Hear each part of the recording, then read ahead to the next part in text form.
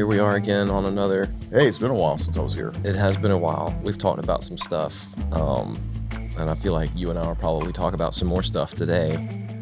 But I think I'll flip the script and put it on you and tell me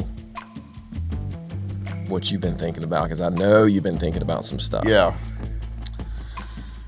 I mean, and this might be nothing, but we have been you and I both have been spending a lot of time, as I think any creative agency has and a lot of companies have, thinking about AI and thinking about how to use it, and we have been using it. Or, the sky's falling, we're all going to die. Yeah. It's coming for our jobs. Yeah. I've been happy that I don't feel like we have gone there in our I would agree with that. in our office. I think we're more fascinated than scared. Yeah. Yeah. Yeah. But we've been trying to figure out the best, how to use it, where is it going, how's it going to affect. Right. It's this weird like parallel track I think that we're on where it's like, how can we use it? Right. But also what are the long-term ramifications for our industry? Right. And so I was thinking about this thing where a lot of organizations that maybe previously, the thing that I think a lot of marketing agencies, branding agencies, creative agencies, especially ones our size, are maybe worried about is the number of organizations that maybe in the past had to hire us. Okay. Yeah. Yeah. Okay. Because to do whatever they needed done, whether they were looking to brand or rebrand, whether they needed help with, any number of types of design work. And now there are tools that they can use to get by. Yeah. Yeah. So you're saying like companies almost always had to have somebody do those things for them. Yes. Yeah. Yeah. And so now, if they just have a laptop, they can do a lot of that stuff themselves. Yeah. Scary thought, right? It is. But I have two questions for you. Like, it still feels like there's a piece missing. And I don't think that's just us trying to make ourselves feel better, that we're still relevant and needed. Like, we've seen it. Yeah. Yeah. I'm trying to identify what that missing piece is. Okay. And well, let's start there with that question. Like what, there's still something that's fine that you can use Canva or you can use whatever to spin up a logo even. Yes. But there's still a piece missing that I feel like you need the slants of the world around to help fill. I would agree with that. Now, there's two ways to think about that, which is there's the professionals who are out there, the professionals in which AI is taking over, copywriters, designers, marketers. Those professionals are going to be the ones who are like, but I noticed that it used this kind of kerning and it used this punctuation when you start a sentence, and the AP style guide says you can't do that. And so like there's a couple things at play, which is like professionals are going to notice the things that AI are not doing correctly as the professional might. And that I think is not really important because, that's the kind of stuff that professionals are really good at, but most people don't care about. That's actually not what I'm thinking about. I'm just, what we have continued to notice is you still, so yeah, the tools are here now. The barrier or the bottleneck, if you want to call it that, of getting something done hasn't disappeared. I feel like it's just moved up the chain a little bit. Meaning, you're right, you don't have to hire somebody to design a flyer or spit out a marketing plan or whatever. If you've got a computer and you got access to AI, it can do that, no problem. When you had to hire somebody to do that, that person was a professional in that space. Yeah. And therefore they had some element of judgment or taste or discernment related to that particular field that you automatically got when they produce that thing for you. So you hire a designer to do something. That designer, if they're a good designer, has some element of taste, that they understand restraint or they understand design rules, and you're getting a piece that is probably taken all that into account, and it's going to look nice and look great. Same with copywriting, all of that. So, but what's happened now is the bottleneck of getting something produced is gone, so to speak, in the sense that I can now have AI generate that stuff for me. But the bottleneck actually has moved up the line to discernment. So it's gone from production being the bottleneck to discernment and taste being the next bottleneck. And so again, what I'm not saying, trying to claim that, or holding on to dear life that agencies like Slant are still relevant. Although, I'd love for everybody to think that. And we are, because you still have to have somebody inside your organization or on behalf of your organization that has that skill set. Yep. I think it's fine. I actually think it's great that there is now access to tools to get minutia generated and done and out the door. But somebody in your organization has to own the brand management. And whether that's the CEO or a CMO or a marketing manager or a third-party fractional agency or freelancer, somebody has to be in charge of making sure that everything gets output is on track for your brand, right? Yeah. So that's all discernment. Professionals are still really good at that. People, I hope, are going to learn to get better at that. Yeah. Because I think AI unchecked is just going to end up defaulting to the law of averages. Yeah, because that's how it works, right? It is based. So like if you go to Claude and you put in a prompt, and basically what you're asking it to create for you as you're a new company, or you're maybe shifting as a company and you want a marketing plan. Mm-hmm. Like it's going to access volumes of marketing plans, right, that have been written mm-hmm. over the years that it can access, right, and it's going to condense all that, mm-hmm. and the process of doing that brings it to kind of average, right. Yeah, that's the mathematical, and so it's competent. Yeah, right. It's a mathematical outcome. Yeah, and so it's competent. It's not wrong, mm-hmm. but there's a whole bunch that doesn't take into account, right? Yeah, and so. Look, I'm a geek, and I'm going to geek out just for a second, and I'll try and keep it in a way that's not so unbelievably complicated. But here's the thing. So like the way AI works in that space is it is an unbelievably complicated prediction system. Right. And this is likely to be the best answer. But now it is basing that off of like a literally incomprehensible amount of data. Yes. Like for the first time in the history of the world, yeah. literally everything a human being has ever created has now been ingested into these systems, and it has it all, has access to it all. And the bigger difference is that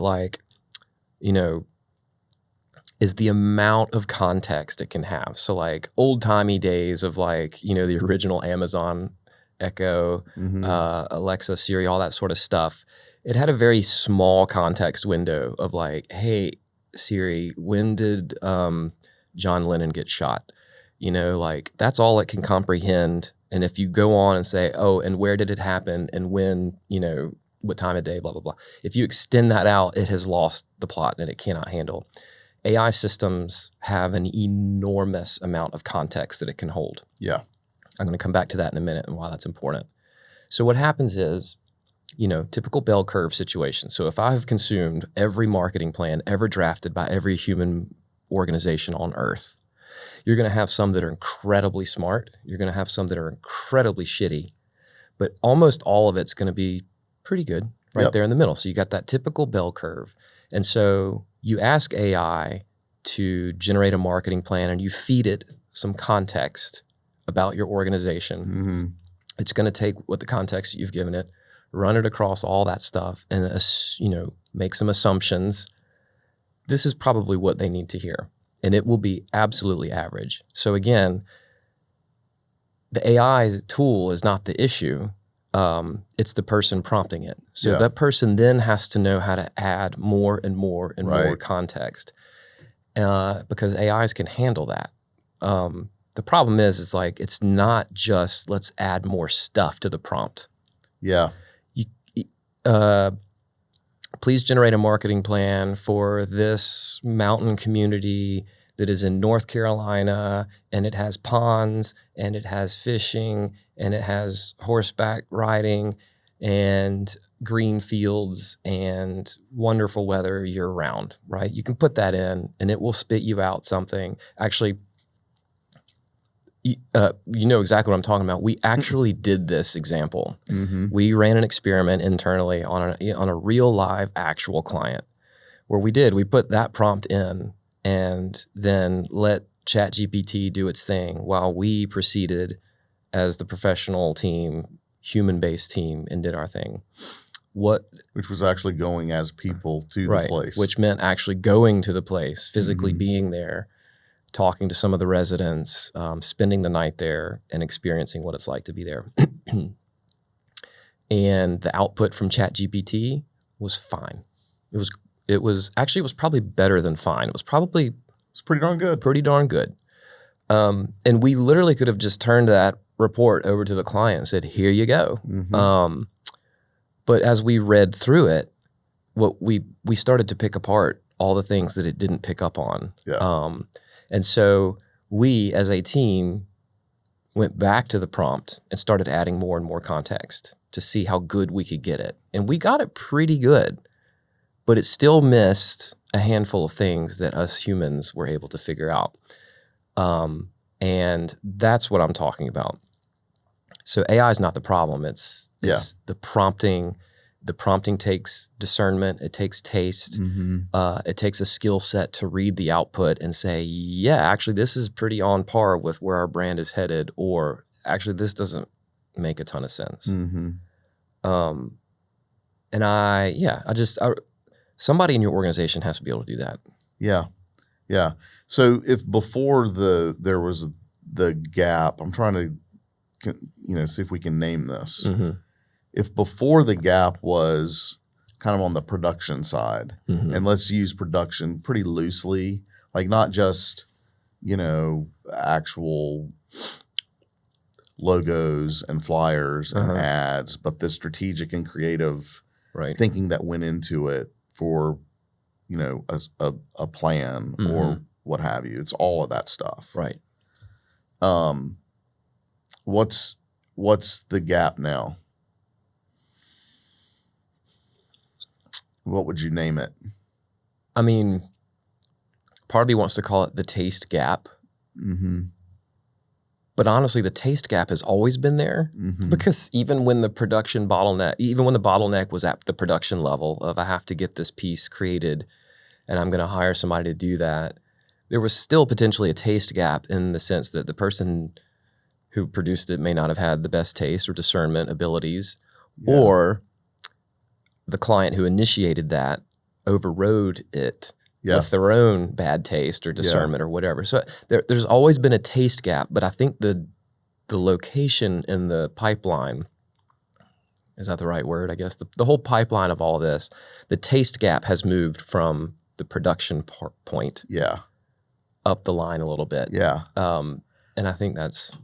Yeah, because I think the interesting thing about taste, like when I think of taste, I don't know if this is how you're defining it, but for me, taste doesn't just mean what people might initially think it means. Like it doesn't just mean your taste, like I like that color, you like this color. It's not just that. Right. But it's like also being able to understand, okay, this message that Claude recommended, perfectly fine, but it's missing. There's a little bit of a cultural moment happening right now in this community or in this industry that it didn't. And you can input that into your next prompt and get a little bit closer. Yes.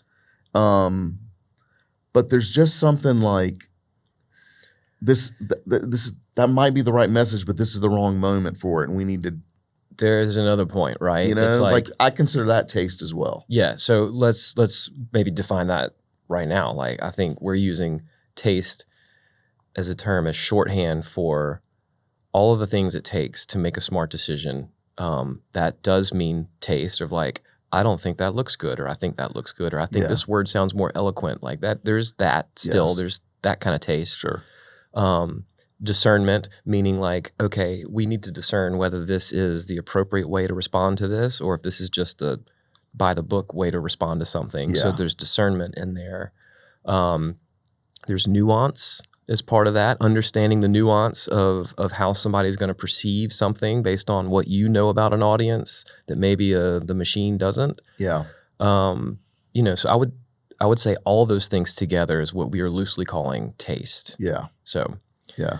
And oh man, I had a follow-up thought to that, but I'll think about it in just a second. Well, let me prompt you this way. All right. I just imagine people who in organizations who think that they now can do this, and they get 75 different options. Will they know which one? Right. And will they know that that doesn't mean you need to use all 75? Like you might see 75 or 50 or 25 even and think, golly, all these are pretty good. Right. Well, let's just use them all. Right. You know? So, and I, you know, and the undertone of this whole thing is not like, so see people, you need an agency. The throughput, no, we keep the conversation going that way, but the reminder is like, make sure someone in your organization can do that. And find somebody in your organization who can do that and put them in charge of that. Yeah. And if you can't find one inside your organization to do that, go find somebody outside your organization who's really good at that. Yeah. Now that we've defined what taste is and the way we're using it in today's conversation, you know, that's a drum that we keep beating is it's like how important it is that every organization needs somebody in that organization who has that ability. And if it's not you, the CEO or whatever, find somebody in your organization who actually has that ability to kind of have that taste and make them in charge of your brand. And if you don't have that internally, then go hire a third party. Right. That still is an immense value, even though you know, so again, that means the bottleneck has just moved up the line a little bit. So you can produce it all in-house, and I think that's totally fine. But you still need somebody to coax the right decision out of that. Yeah. Because you've talked about this before too, that so often our work is about subtraction rather than addition. Yeah. And I think about that in the context of, you know, when I use Claude, and I hope people don't get mad at me, but I'll use Claude as a junior copywriter quite often. Right. Yeah. And it actually is really good at that because junior copy, I mean, I was once a junior reporter and you get, and it's about repetition. It's about getting a bunch of reps in so that you develop the skills muscle, right? And you develop the muscles, and junior copywriters eventually become senior copywriters because they start to learn what's good, what's not. good and what's not. Right. It's just the way it is. Yeah. And Claude's great for that. It's phenomenal. It's awesome for that. Yeah. But you still need an editor. Yeah. Right? You still need that senior level editor. And to me, that's the thing is it's always been that way. And so like I feel like the only conversations you hear about AI right now are like, we're all sorry. Or we're going to be. So there's the whole, to me, that's the only two conversations we're ever hearing is it's like, we are so screwed. Or the flip side of that is it's just another tool. It's just another tool. Yeah. I definitely am on that side of the argument, but I take it a step further as it's like, yeah, it is just a tool, but like it's still the process of getting the right thing out the door for a brand or for whatever still needs the same things. And the taste and discernment and the editorial part of it is still there. And that's not to say that AI is probably, you know, AI can probably get good at that. Probably will get better at that over time, possibly. I don't know. As long as there's mediocre work out there and that's the majority of the work, I have a hard time understanding how AI will get better at that if all the work it's trained on is mediocre. Right. So you still are going to have to pull it out. So back in the olden days of newspaper, yeah, the junior copywriter had to come up with 150 ways to say the headline, but a senior editor had to look at it and decide what is the vibe right now and which of these headlines is going to fit the vibe right now. Correct. That's really hard to do for an AI system who's not literally walking around and talking to people, and they can go on. An AI tool can go on to Reddit, get the vibe of what's going on Reddit, but that's an echo chamber in and of itself. Sure. So, you're going to the grocery store, you're hearing somebody at the checkout line talking about something, or you're then browsing your feed on Instagram that is completely different than maybe my feed on Instagram, and you're picking up on all these little signals about what's going on. And then you have to make a decision for a brand based on that part too. Yeah. And I definitely don't want people to overlook that aspect of it. Right. And then to your point is subtraction. Maybe subtraction is not the right word, but what do you call it when you have restraint? Yeah, exactly. Restraint. We should stick that word into the collective, what we identify, when we define taste. Restraint is another one of those characteristics. No, that ad doesn't have to actually say all of those words. Right.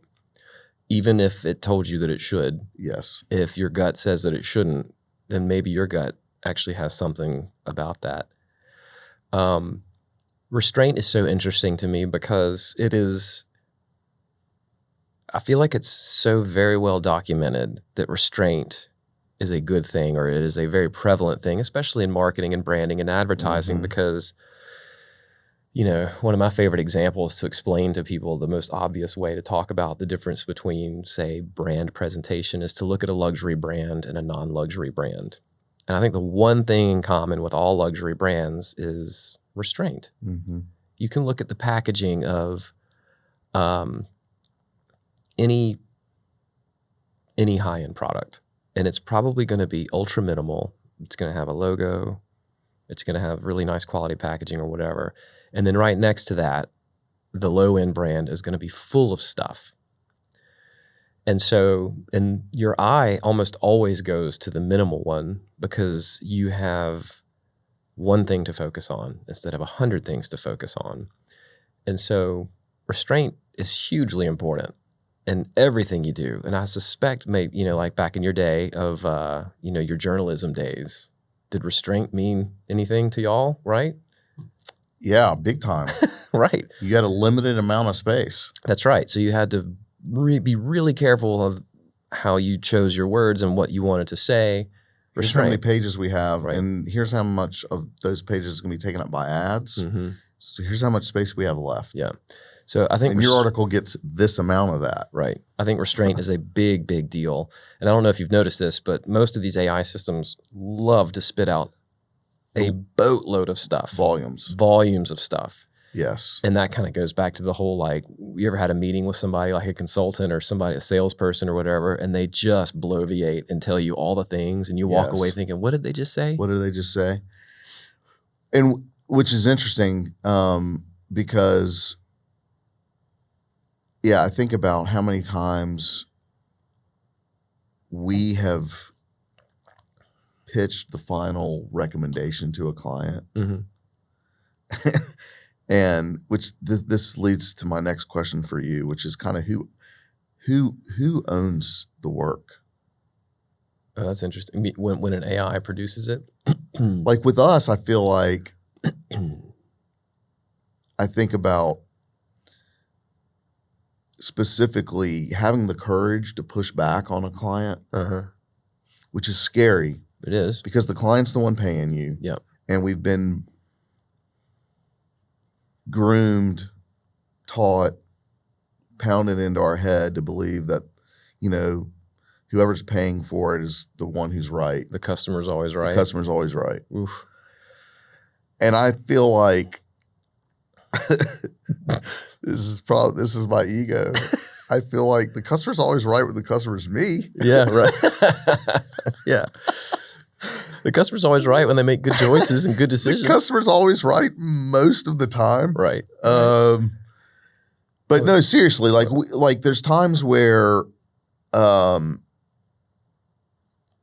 be working and doing something in Claude, and it'll be like, this is what, like you can tell Claude feels good about it. Mm-hmm. Feels good about what it's telling me.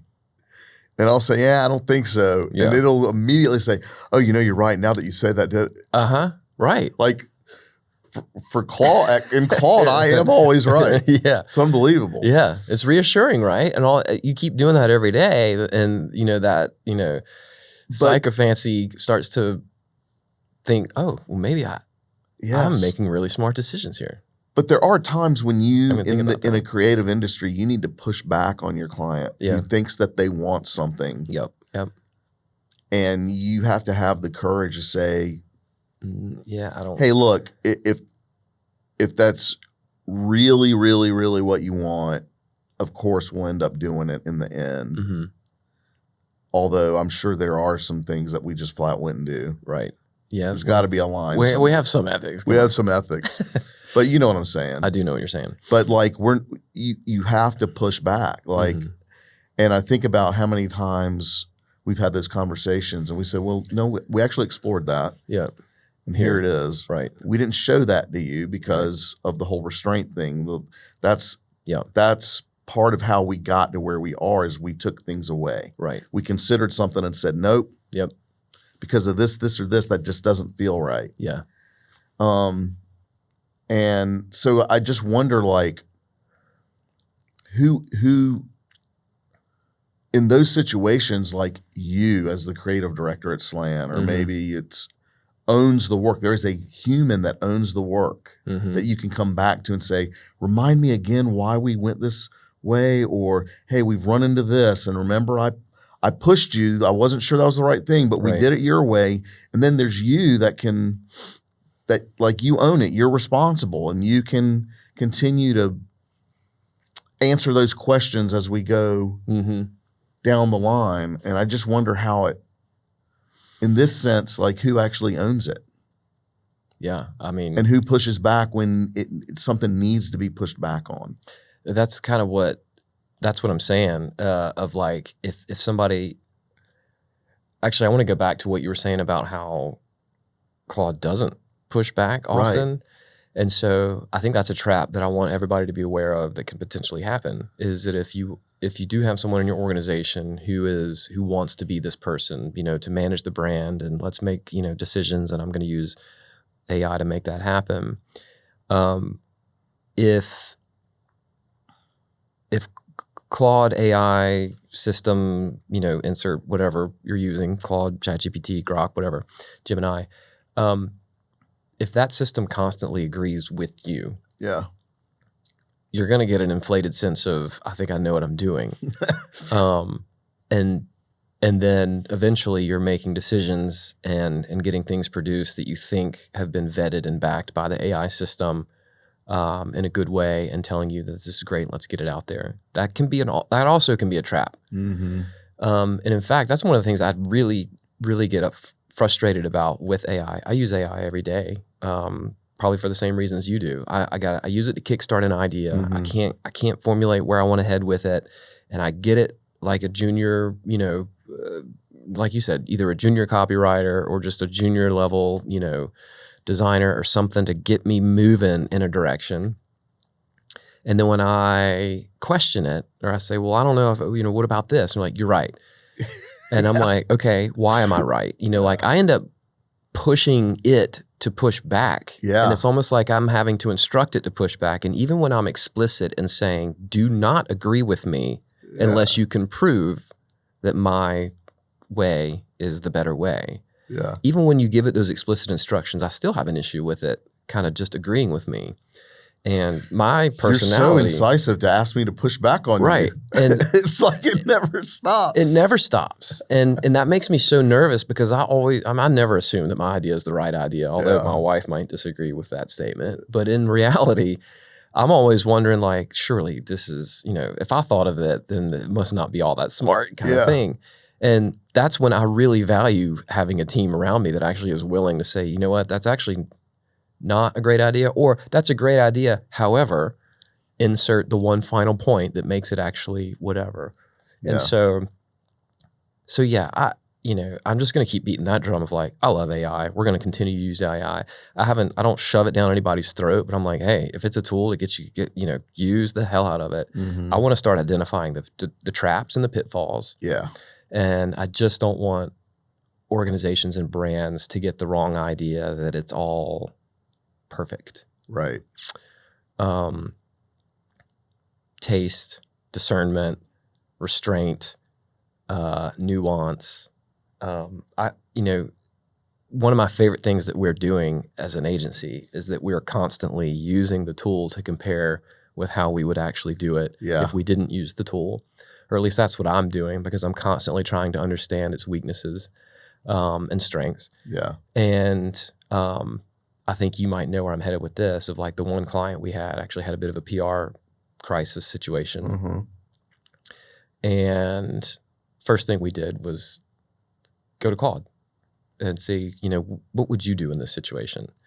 And it spit out a volume of things that we, quote, should be doing to address the PR situation. None of them were bad ideas. None of them were bad ideas at all.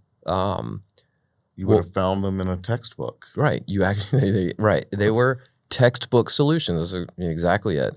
Usually textbook something is a compliment, but in this case, maybe not so much, because it was a very unique situation. And none of them felt right to us. Right. And so we sort of approached it from our brain's perspective.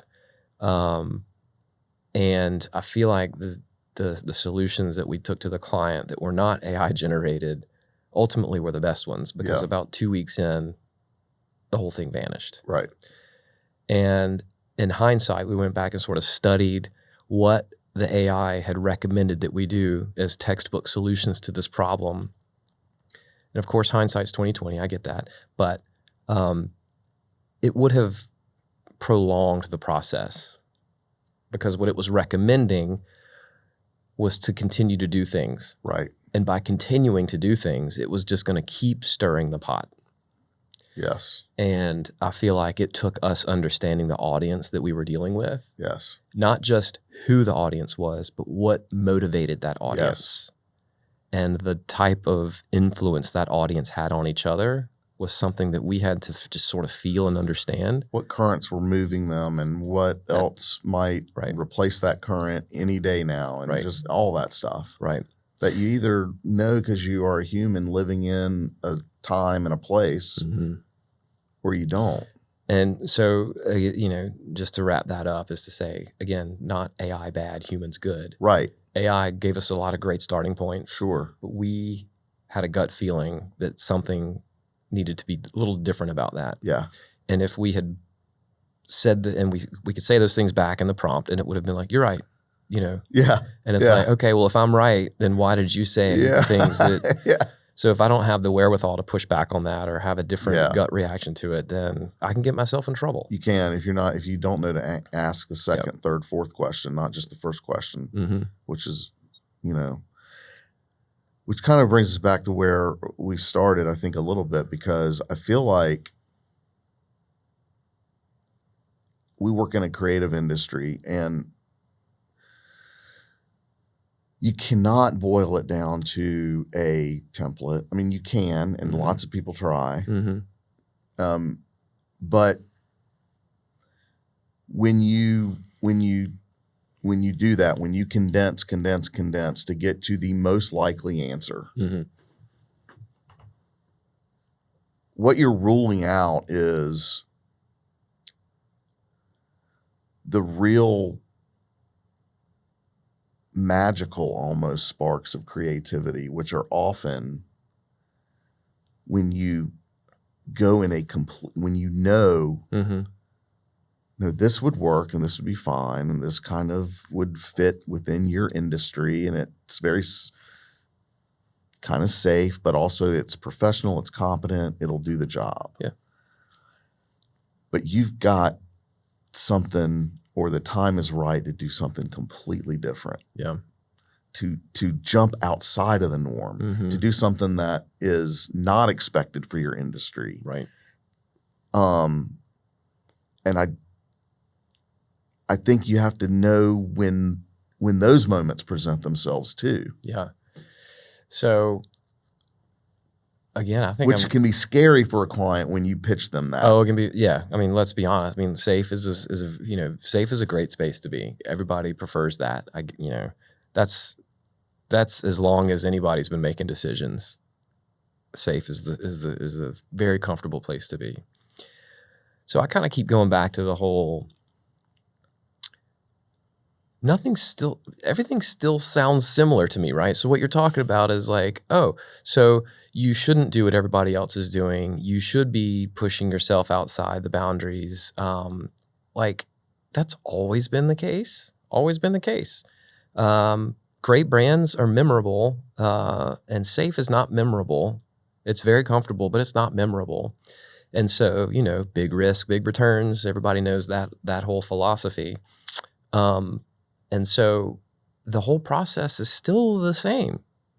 Tools are all different. I mean, when Photoshop came along, it was like, well, there goes the photography business, because now you don't have to know a thing about how to edit photos, and, Right. By cutting them and burning the edges and reassembling them to make a, sort of matte layout or whatever. You don't have to, I certainly didn't have to learn any of that. I jumped right into Photoshop. And I probably started doing stuff that only skilled photographers used to be able to do. Mm-hmm. But I still had the challenge of learning how to think like a photographer and trying to understand what makes a photo great, blah, blah, blah. I mean, insert any number of tools that has disrupted everything. And so again, I am fully in the camp of AI as another tool, but I don't like the term another tool, because that sort of undercuts how important AI actually is. I think it is an incredible tool. I think it might be the tool to rule them all. Yeah. But the whole process still has not changed, because again, editing, restraint, choosing the best moment, understanding that this is the way. So to your point of like, if everyone's doing it this way, finding that opportunity to let's go way the hell over here, even though the textbook says this is what's worked for the industry. Mm-hmm. AI systems, of course, are only based on stuff that's already been produced. Up until, the term, the holy grail for AI is AGI, which is like, artificial general intelligence, meaning that like it can actually think and produce like a human being. And so right now, AI can do some additive stuff, meaning it can produce something that's never been produced before, meaning like I can have it generate a graphic that's never been created before. Right. I can have it string together words and make a song that has never been written before. But it's all predictive based on past stuff. Right. I think all the companies are working very hard to develop a system that can actually produce something that's never been done before based on thought processes that have never happened before. And until that happens, humans are still in charge here, because we're the ones who have to think up all the shit so that the AI can be trained on it. Mm-hmm. So until that happens, and maybe it'll happen, but I feel like we're starting to see a bit of a plateau on how these things work. But until that can happen, we still have to think up really cool ideas. And just to further the point, I feel like we have a few more examples that we could put out there to help explain what it is that we're talking about, which is you had an interesting take on BMW. They're, we're here in South Carolina, Spartanburg, Greenville area, which is where the plant is for manufacturing. I believe every single SUV that BMW produces globally comes out of that plant. Is that right? Okay. So what was your take on that? Explain to our massive audience of 2 people what your take was on what BMW just did. Yeah. So, they built a new they made a massive new addition to their plant over the past 12 to 18 months. And it's a big building, and when you're driving toward Greenville on 85 South, the massive wall kind of is angled perfectly, so you see it as you're driving by. I mean, you can see it from quite a distance. And by massive, I mean, it's how massive are we talking? I mean, it's huge. I mean, it looks huge from the interstate. I can't imagine how big it is in person. I mean, it looks like it's probably like a 10-story building, Yeah, close to that, Yeah. I would guess. Yeah. Easily 6 or 7. And it's just a big blank wall where it had been. And so I'm driving along there this week, Monday, and they're hanging a huge banner on that wall. And it's to their new X models have been unveiled this week. Yeah. And so it's it's just a big it shows it's a dark banner with the front, just the headlights and like the hood and windshield of that new X model coming at you. And it just says, home of the X. Yeah. And it's really cool. And I can't remember exactly what you're referring to that I said the other day about it, but it struck me as like,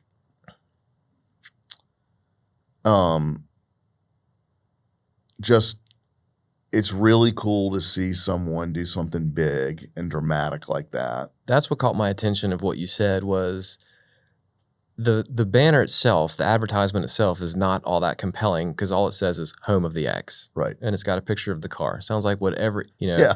The look of it is what every car company ever does. That sort of silhouetted view of the front Yes. of, whatever. What caught my attention is what caught your attention, which is the sheer size of it. Yes. That it was just the most massive banner you've probably ever seen. Yes. I don't even know how wide you might even say that is, but hundreds of yards probably, right? And then however many stories tall, just the sheer size of it is in and of itself a breathtaking thing to see. Yeah. And so what's compelling about that ad is the scale, Yes. not what it says. And that's an interesting thought experiment, which is like AI might say, or if BMW were to prompt Claude, right? We'd like to create an advertisement that celebrates that this is the plant that generates the X5, X3, X1, and it might spit out exactly that banner. Do just the silhouette of the lights, and it says home of the X. But would it have said, what would be really cool is if you made it so big that you could see it from the moon. Yeah. And you have the perfect wall for it. That cars traveling 80, 85 miles an hour are going to see it, and they're going to have enough time to read it and notice it and take something away from it. So to me, that is a great example of let AI get you to the idea, okay, this is a cool looking banner, or this is a cool looking ad, but then the last mile is the human tastemaker. You know where we could put that? The tastemaker. But that's what we'll call it, right? The tastemaker that is in charge of your brand says, what we ought to do with that? Scale that up 100,000 times and put it on the side of this building that just so happens to be perfectly positioned, which you also brought up, which is like, was the architecture team and the planning team thinking about that when they actually designed the building to begin with? Because they could have squared that up in a different way so that it was more perpendicular to the road and the banner wouldn't be as visible. Right, yeah. So I have to believe that somebody thought about that. Yeah. So again, so another great example of like AI, let AI do the hard work of getting started and get an idea moving. Make sure you have a tastemaker that can take it that last mile and do something incredible with it.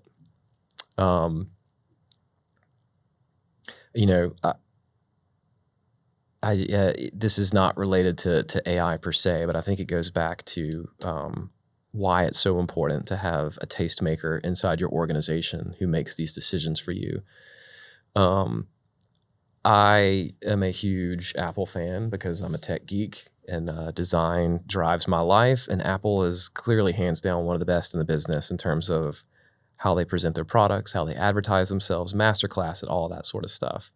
So naturally, I read the Steve Jobs biography and you learn all this stuff. And so to me, everybody's heard of Steve Jobs. Most people have probably heard of Johnny Ive, who was the chief designer at Apple, responsible for designing all the products that we love, the iPod, the iPhone, the Mac, the iMac, all that sort of stuff. Decent career. Pretty decent career, pretty substantial number of home runs, you know. And so people would say Steve Jobs is the genius, or people would say Johnny Ive was the genius behind it all. But neither of those is correct. The two of them together were genius. Mm-hmm. So Steve Jobs had an incredible ability to say no, unbelievable ability to say no. When his design teams brought stuff in, he would say no, no, no, no. 1,000 times he would say no. Then he would say the one yes, right? And then that's what made it to market because he had just a feeling about it. Johnny Ive was the same way. He knew when to push back on Steve Jobs. Mm. So like Steve, as great as he was at ideas, also had some pretty stupid ideas. Or we should do it this way, or we should make the Mac look like this, or we should do this. And Johnny Ive, as chief designer, you know, who understands materials and all that sort of stuff, would say, no, we actually should do it this way because then it'll feel like this, and then we can do this, you know. So the two of them together were incredible. And when Steve Jobs passed away, like 2011, you know, Apple coasted for a bit. But, you know, as of the last few years of Johnny Ive's career at Apple, there was a noticeable problem with their hardware. And it's because Johnny Ive lost his editor. Mm-hmm.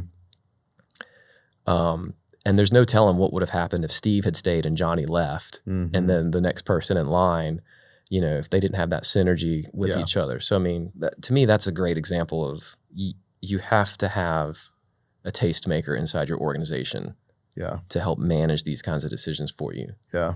So, and if AI is the Johnny Ive, make sure you're the Steve Jobs, right? That knows how to pick out the best parts of what AI is saying. Tall order, but you know. It is. But you can cultivate that in your organization. Yeah. You can find that and you can cultivate it. Yep. There's something else that I think about. We've talked about taste and what we mean by taste, all the little subgenres of taste. But something else that we like to drive the point home in when we're working with clients is systems level thinking when it comes to your brand, which is a really fancy way of saying like, stop making one-off decisions. Like, can we just, you know, make sure that you're thinking about a decision and how that's going to impact other decisions. I think one of the things that clients probably, if clients get upset with us about anything, which I hope they don't, but I suspect it's when they say, hey, we need this. And we're like, no. You don't. Or, hey, can you send us the logo in this format? And we say either no, or we say, why? Why do you want that? Are you sure that's what you want? And I'm sure they're like, God damn it, just send us the file. And the reason... Hey, it's Thanksgiving. Can we get the logo with a turkey on it? Yeah, you know. And so... what we mean by systems level thinking is, okay, yeah, we could give you a logo with a turkey on it, but like, why does this holiday get the turkey logo, but none of the others do? And if that's the case, are we going to do one for every holiday? Does that mean every, you know, and if we're doing every holiday, which holidays? Is it only the federal ones? Or is it, if you have a global audience, how are we going to do this for literally where every, you know, and then now all of a sudden you've got a dozen logos that we have to now manage. That's the systems level thinking that we're talking about. If you ask AI for a turkey on your logo, it will give you a turkey on a logo. Be amazing. It'll be amazing, right? Well, let's not get carried away. I mean, amazing can mean it would be something. Amazing doesn't always mean good. And so, you know, we're always pushing clients to make sure they're thinking at a systems level about their brand. Yeah. And so, every one-off decision is going to ruin anything? No, it's clearly not. But if that one-off decision happened once, then it's easy to happen again. It's easy to happen again. And the number of clients that have come to us and been like, well, listen, our brand has gotten out of control. and we need some help. And it's not always about just the visual stuff. It's not Right. about like, we've got 30 versions of our logo. It's also like, well, we spit out this one deck and we talked about our product this way. And then we had somebody spit out another deck, and then somebody had AI spit out a deck, and now and it looked great for that one presentation, but now this presentation actually referenced it this way. Our CEO references it this way. There's now a mismatch. Mm-hmm. And so that's not systems level thinking. Right. And AI can help you with that if you do the work of creating the systems and the plans and all that, and you feed all that context, and but again, so that bottleneck happens before, actually. That's something we haven't really talked about is, let's say you do have a tastemaker internally that knows how to manage the production output that Claude is, producing for you or whatever. You still have to do the work before that part of having established your brand system, Right. our vision, our mission, our messaging pillars, our brand story, the visual system that goes with it, your colors, your logo, your fonts, all that stuff has to be defined, organized, well thought out. And you can put all that into, and then you use your tastemaker skills to make sure it's adhering to those rules. Yeah. But if you just wing it out of AI, you're going to lose that systems level thinking. And eventually, down the line, you've kind of veered all over the place. So also a pitfall I want people to be aware of. Yeah. Yeah. We've another, example of where things have spun out of control that we've seen from clients is in their ad campaigns. Where they will not just A/B test, they'll A, B, C, D, E, F, G test. Right. Yeah. And it gets... Because it's super easy to do now. It is super easy to do. Right. All that's AI driven. Mm-hmm. And it's great because you have this volume of stuff. Yeah. Yeah. But it gets to the point where it's like the number, you're using so many different things that you're not even aware now of what actually is good and what's not, and what the numbers get so small that you can't even tell. Well, it's actually even scarier than that. I mean, like, when you're running campaigns on Google these days, Google's like, just give us some words and we'll do the rest. And we'll do the rest. Yeah. And it's out there just assembling stuff that it is optimized to trigger, a reaction that you're trying to get. And you're like, okay, well, what was it that worked the best? And it could tell you what, combination of terms and all worked best, but it's like it's no longer in your hands. Yeah. And so I am so fascinated to find out what will happen eventually, because I do think right now it's a volume game, like just so much stuff's getting pumped out there. Yeah. And it's exhausting. It is exhausting. Just from a user's perspective, it is exhausting. Yep. And, everybody knows about selective blindness, this idea of you see something so much that all of a sudden you're just not paying attention to it anymore. And I do think we're going to hit a wall at some point where it's like, you know what, can we just, there's already this interesting thing bubbling on the surface with the youths, the Gen Z types of, there's an interesting surge of standalone devices again. Like, it's a little bit of interest and intrigue, kind of like how my generation got excited about vinyl again. Mm-hmm. But the younger generation is getting excited about a camera and a digital music player as separate standalone devices. Mm-hmm. And when you dig into that a little bit more, it's because they're all a little bit exhausted. And they're young, and they're already a little bit exhausted by the just unbelievable volume of content. Yeah. And by content, I mean, Reels, TikToks, YouTube Shorts, advertisements, promotions. Like, it's a fire hose, beyond a fire hose. And people are just a little tired of it. It is. I don't know if this is exactly related to that phenomenon you're talking about. And we're getting probably off topic a little bit, but I had one of those moments last night. I know. I had one of those moments last night. So the World Cup's going on right now and I'm into it. And the U.S. beat Bosnia and Herzegovina in the knockout round last night. Mm-hmm. And the game ended around 10. Now, back in the old days, I'm an old man. Back in the old days, I might have stayed up and watched SportsCenter, and listened to what they said about it, watched the highlights of the game that I just watched with my own eyes. And then I would have gone to bed and I would have read the newspaper in the morning. Mm-hmm. And you are an old man. Yeah. Dang. And then a few years later, I would go to some different websites and read. And then it was really cool because like you could read all the newspapers. Right. Yeah. And that was awesome. Yeah. And so the game ended last night around 10 and I was still up at like midnight, a little bit after midnight, and just refreshing The Athletic, refreshing, several different platforms because I wanted to get the analysis I wanted to see what everyone was saying. I don't have Instagram on my phone anymore, but I can still access it. And so I was wanting to go and look at some of the Instagram content. I was, searching for U.S. men's national team and wanting to see, some of the scenes of the players and the coaches on the field celebrating with the fans. And so I'm scrolling and then I'm going back and saying, okay, does so-and-so have his column up yet on it? And I'm just like, Will, go to bed. It'll be there in the morning. I don't need it right now. Right.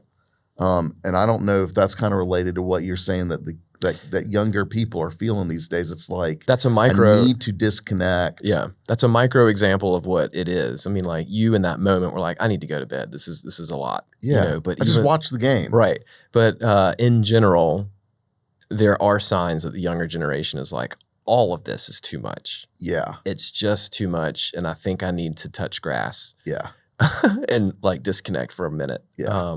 Which I think is a good thing. And yeah, we're definitely off topic now at this point. But I think AI has exacerbated that is my point. If we want to bring it back to the topic of if you're, use AI as that tool and it just produces all the things and you're not using any of that restraint, then you're part of the problem that we're referring to, where people are getting a little bit fatigued. So the taste gap. So the taste gap. I would argue that the taste gap has always existed, meaning that like not everybody's got the right taste.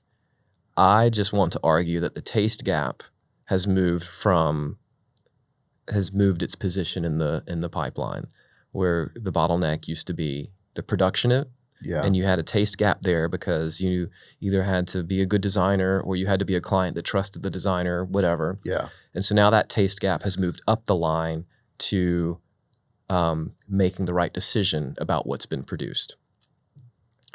And of course, when we say taste, we're not talking about, oh, you have such great taste in clothing or, whatever. Taste is the loose term we're using to describe all the things that it takes to make these decisions, which is, restraint, nuance, understanding the nuance of a situation, reading the room. What were the other terms? Timing, culture, just language. Right. This word means that, but here in this community or in this industry, that word doesn't mean that. Right. So you can't use it. Right. I feel like I want to get a sound bite of that because we had a handful of them. We said that taste does include taste, like having the ability to discern, like that's a very pleasant combination of things, or that's a nice color, that's a good type.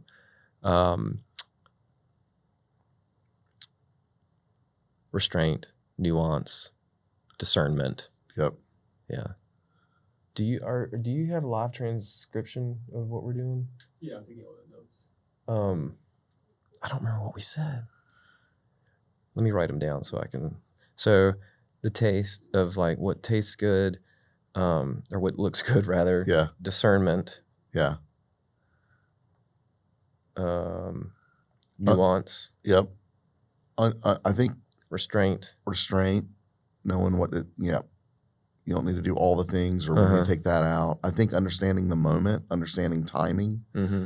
I don't know what you would put that under, or what the I was kind of thinking about that as nuance, but nuance. I think understanding culture and geography and location. I see all that feels like nuance to me. That's what I mean by nuance is like you have to understand the nuance of any situation, whether you're communicating in a Southeastern market versus a Northern market or a European market or whatever. So I would argue, so in the sense of our conversation, we're using the word taste loosely to describe Yeah.